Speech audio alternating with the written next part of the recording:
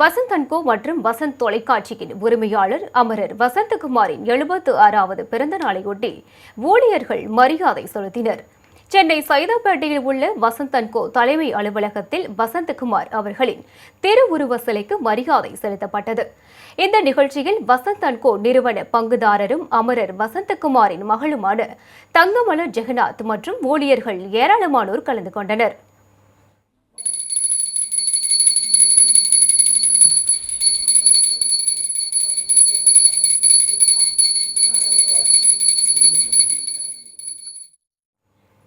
இதேபோல் சென்னை சைதாப்பேட்டையில் உள்ள வசந்த் தொலைக்காட்சி அலுவலகத்திலும் தங்கமலர் ஜெகநாத் மற்றும் வசந்த் தொலைக்காட்சியின் பொது மேலாளர் அபிலாஷ் உள்ளிட்ட ஊழியர்கள் அமரர் வசந்தகுமார் அவர்களின் சிலைக்கு மலர் தூவி மரியாதை செலுத்தினர்.